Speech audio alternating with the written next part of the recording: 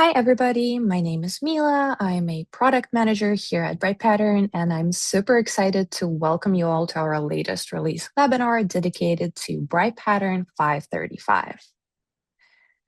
And before we dive into the details, let's take a quick look at today's agenda. And we're going to focus on 4 exciting areas, starting with enhancements to our AI features, which introduce broader access to AI interaction analytics data and ensure more robust performance of our conversational AI tools. After that, we'll cover email and task routing optimizations, such as personal routing, configurable push notification behavior, and smarter queue handling.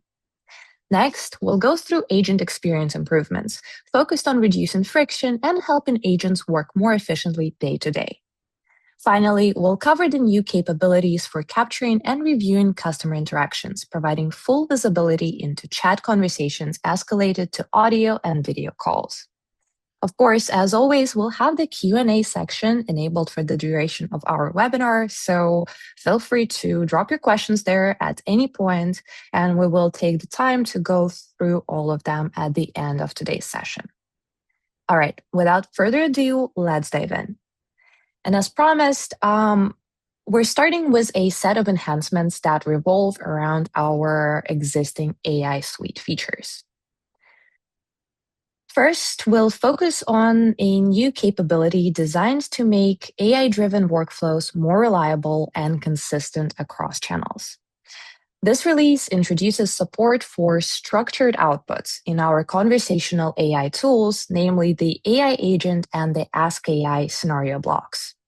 As you may know, both of these blocks require a valid JSON response from the AI provider to correctly determine when to exit and successfully extract the gathered data. Previously, we really relied solely on text prompts to provide the required format and instruct the model to adhere to it. And really, while this proved to be effective in majority of cases, it didn't prevent the AI from occasionally getting creative and producing malformed or unexpected output, just like all LLMs do, right? Well, with the new force structure output format setting, we automatically generate JSON schemas based on your block configuration. The schema is sent with the request, so the model is no longer encouraged to follow structure. It's actually required to do so at the API level. The result? Well, the AI responses come back clean and predictable 100% of the time, which means fewer edge cases, fewer retries, and ultimately a lot less prompt babysitting. Now, it's important to highlight that while generally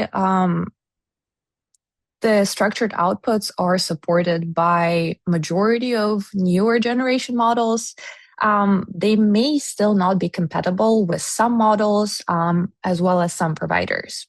And for this reason, we're keeping the new setting disabled for all existing implementations post-upgrade to prevent any disruptions in your current workflows. So if you wish to try out this option in your existing AI accounts, simply navigate to Integration Accounts section in the admin portal, select the integration of your choice, enable the setting, and make sure to click the Test Connection button available there to confirm that the model is compatible with the new output format.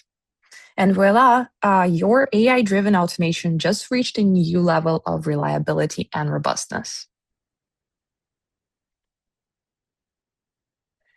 All right, our next enhancement is going to take us beyond real-time interactions. And this time, we're actually going to focus on asynchronous processes that happen after the conversation ends. I'm talking about things like CRM updates, follow-up actions, and downstream automation. And without a doubt, these processes are as valuable as the interactions themselves, right? They update systems of record, trigger next steps, and make decisions that ultimately impact revenue, operations, and customer experience. And these processes is where actual business outcomes happen, right? So naturally, they shouldn't run blindly. They should leverage the same AI-driven intelligence that already powers your business decision-making. But until now, the challenge we faced was the timing, right? Typically, workflows fire immediately after interaction ends, while the AI insights, on the other hand, take time to be generated, right? So automations either ran too early without the rich AI context or relied on manual delays and workarounds to compensate for the processing time. Well, in this release, we fixed this gap. With the new wait historical asset blocks available in workflows, the workflows can actually be paused for execution and wait for the AI-generated data to become available before resuming. So instead of guessing, the workflow resumes only when the required insights, for example, summaries, tags, categories, or even the transcript itself, is ready. So the new block provides flexibility, again, over which historical asset is needed, and it also allows you to configure the maximum allowed wait time, with values ranging from minutes to the maximum of 15 days. So this really provides you with the flexibility needed to run your business flows. Once available, the data is returned in a structured format and can be immediately used to drive downstream actions. So automation is no longer based on partial signals. It's driven by complete AI insights, enabling more accurate and reliable business decisions where they matter most. So this concludes our section covering the AI features. And for this next session of today's webinar, we're going to shift gears and focus on emails and tasks, specifically the routing and work distribution optimizations introduced in this release. And we're going to start with the new personal routing option in the Find Agent block available in email and task scenarios. This enhancement is really all about continuity, right? Since it allows work items to be routed directly to a specific agent's personal queue. And a very common example of where this feature comes handy is follow-ups, right? Routing a customer's next email back to the same agent who handled the previous interaction allows to preserve the full context of the interaction and eliminates the need for customers to repeat themselves, right? This leads to more consistent handling and improves consistency and accountability, since ownership stays clearly defined throughout the work item lifecycle, whether it's a case, an email, or a task. Bottom line, instead of bouncing work between agents, the work item stays within the person who already knows the context, leading to better outcomes and a smoother customer experience altogether. Coming up, our next feature really builds directly on the previous one, but it solves an obvious edge case, right? Routing work to a specific agent is great for ownership and continuity, but it breaks down if that agent is offline. So without safeguards, interactions can sit indefinitely in a personal queue, creating delays and missed SLAs, right? So this next enhancement solves this. With the new disable personal routing setting, the system actually performs an automated check of whether the target agent is logged in before routing an item to them. If they're not logged in, personal routing is bypassed and the interaction is sent to the service queue instead. So work keeps moving. And for more advanced use cases, there's also the new Get Agent State block, whose functionality mimics the similar blocks available in voice and chat scenarios that I'm sure you guys are already familiar with. But what this allows to do is that it allows scenarios to explicitly check agent availability and define custom fallback logic, like routing to a backup agent or a backup service or just another queue. And our last enhancement in this section is going to provide us with tighter control over response times and ensure smoother flow of work across agents. What I mean by this, right? The notification timeout for pushed emails and tasks can now be configured, either at the service level or directly in the Find Agent block for a per scenario level flexibility. So if an agent doesn't accept the item within the configured window, the interaction is automatically returned to the queue and the agent is marked as not ready. This prevents work from sitting idle and helps keep distribution efficient among our agents. All right, so far we've been looking at the automation side of the contact center world, right? But for this next section, we're going to take a look at what's new on the agent experience side.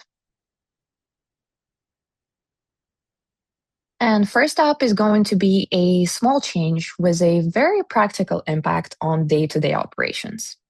Administrators can now assign custom ringtones for specific services, overriding the default system selection. What this means? Well, it allows agents to immediately recognize the type of interaction and its service-related context by sound alone, right? Without the need to check the screen, look at the incoming notification alert. This is especially useful in environments like BPOs, for example, right? Where agents handle multiple clients and queues at once. The configuration is pretty straightforward. Just navigate to the audio treatment section of the admin portal, upload your custom audio file, and assign it to a specific service. And of course, you can do so for multiple different services with multiple different ringtones as you'd like. Once set, the new ringtone actually overrides the default selection for agents working in both the agent desktop and the embedded universal repeater widget across different CRMs like ServiceNow, Salesforce, and Ask. The custom override actually respects agent preferences. So things like lowered volume or mute settings will still apply to the custom ringtone without any disruptions to the agent experience. But please note that ringtone customization applies only to the built-in soft phone. It is not applied to hard phones or third-party soft phones or connections where the ringtone is played inside a phone call, right? But let me just sum it up. This feature provides less guesswork, faster context switching, and a smoother experience overall for our agents. Next up, we have another quality of life, so to speak, improvement for the agents. Previously, disposition search inside the agent desktop only matched the beginning of the first word. So if the naming wasn't on top of the mind of the agent, right, finding the right option could take longer than it should. Well, now the search actually matches the beginning of any word in the disposition name. It can also recognize special characters, so that's not going to be the problem if your service names have underscores or things like that. For example, if our disposition name is called support technical issue, we can easily pull it up by typing something like sup or tech inside of our disposition search window. It is a fairly small change, right? But it removes friction, especially in environments with long or structured disposition names. And for teams that prefer old behavior, we actually offer the option to revert it to the previous behavior. So please just contact us or your service provider directly to make that switch for you. But ultimately, this feature provides faster selection, less cognitive load, and fewer clicks for our agents. All right, so we're actually nearing second to last section in today's webinar, and it's really going to focus on the expanded interaction visibility in one particularly interesting case. So the WebRTC call recording and playback. This enhancement closes a major visibility gap in web chat interactions. So it's a common thing when chats escalate to audio calls or even video calls. And usually that portion of the interaction stays absolutely hidden from the quality managers or our supervisors, right? Well, what we can do now is we can actually record these portions and retain them across our quality management interfaces, across our supervisor interaction search, as well as the activity history inside of the agent desktop. So instead of just having the transcript, right, there is a complete view of the entire interaction, including voices and videos. During the playback, everything is unified in a single timeline. So the chat transcript and the media are actually aligned and showed side by side with clear indicators showing when audio or video started and stopped. And from a management standpoint, this integrates cleanly with existing controls, right? Recordings can be encrypted. They also follow the retention policy that exists for our call recordings. And it also exports together with the rest of the interaction data using the familiar mechanisms. So really, there is no more partial visibility. Every interaction can be reviewed end to end, which is critical for quality management and compliance purposes. All right, we're really at our last stop in today's webinar session, and it's just going to cover other features and enhancements that didn't really make it into their own bucket per se, but nevertheless, they're pretty cool and important. And starting with something that is less of a feature and more of a required transition. Some of you may have heard that Microsoft is permanently discontinuing support for SMTP basic authentication with a final cutoff on April 30th, 2026. So it's coming up, right? If email services are configured using Microsoft Exchange Online or Microsoft 365 with the typical username and password-based authentication, this change will impact your email delivery. To address this, we actually introduced support for Microsoft Graph authentication. This is now the recommended and future-proof way to integrate with Microsoft email services. So for affected environments, if you are, the action is straightforward. Enable Microsoft Graph authentication and update email configurations accordingly. For contact centers using other email providers, of course, no action is required, nothing to worry about there. But alongside this, there's also improvements to our email delivery reliability. Administrators can now receive notifications on delivery failures. Our retry logic is now more aggressive, and the reauthorization of an account triggers immediate resend attempts. So this just streamlines overall email delivery experience as well. And lastly, we have one more enhancement that focuses on improving the accuracy of real-time metrics in multi-region environments, right? So previously, all services followed a single system-wide reset time for daily statistics. Well, now each service can actually define its own reset time and its own respective time zone. This means that metrics like interaction volume and service level are calculated based on local business hours, not a centralized clock. This is particularly beneficial for organizations operating across multiple time zones because this removes a lot of reporting distortions. Configuration is also straightforward. It can be set at the service level with the option to fall back to the system default if needed, and the configuration is located inside of the administrator portal, services and campaigns, properties tab. Again, bottom line, what this provides us is more accurate, region-aligned metrics without workarounds or manual adjustments required. Alrighty, so this was actually it on my side, and it is time for Q&A. I've actually already seen a question in the chat, so let me really quickly open this up